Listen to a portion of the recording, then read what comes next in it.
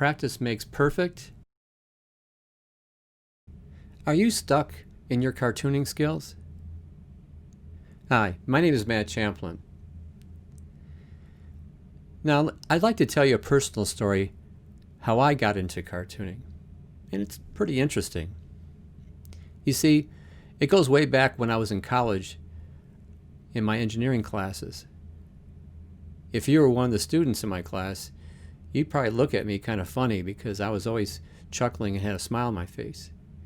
And the reason why is because I was writing little doodles in the side margins of my notes.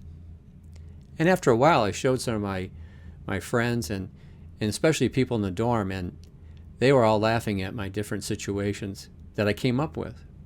And some of them got published in our monthly newsletter. Now, a number of years later, I graduated and I was working as an engineer at the Ford Motor Company.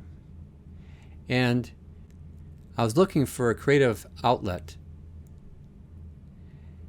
And it just so happened there was an interview of a local cartooning professional who taught at a community college near me.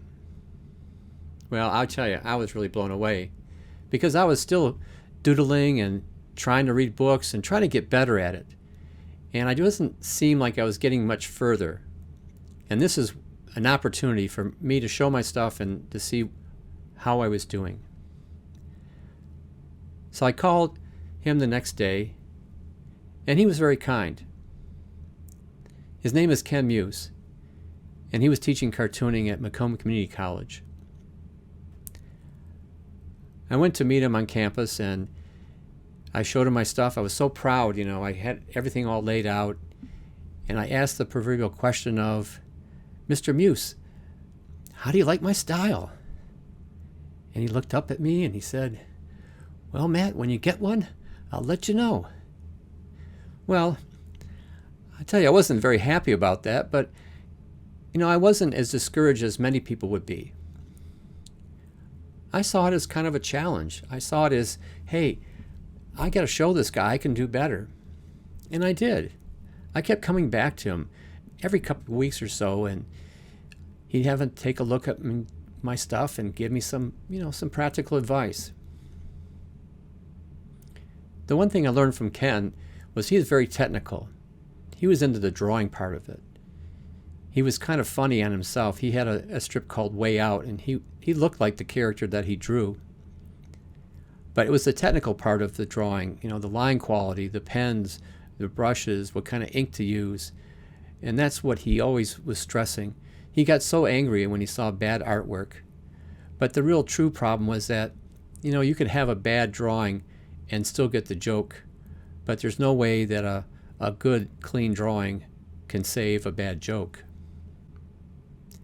I moved on and became better and better at what I was doing, and Ken suggested I take the night class, and his friend Lloyd Gola was teaching it.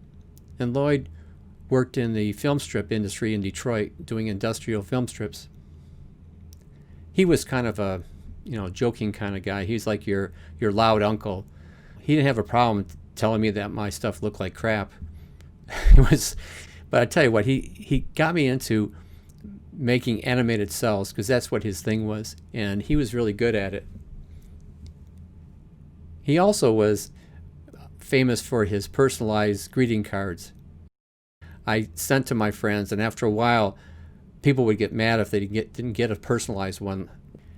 Eventually, I got published in some local trade journals, and I did some local advertising work, taught adult ed, and even a semester at the same community college. Now, my best honor came when Ken asked me to be a contributor in one of his books, The Total Cartoonist. I was really pleased that I kind of made it to the pinnacle because there were so many very famous and well-known cartoonists in that book, and he included me in that group.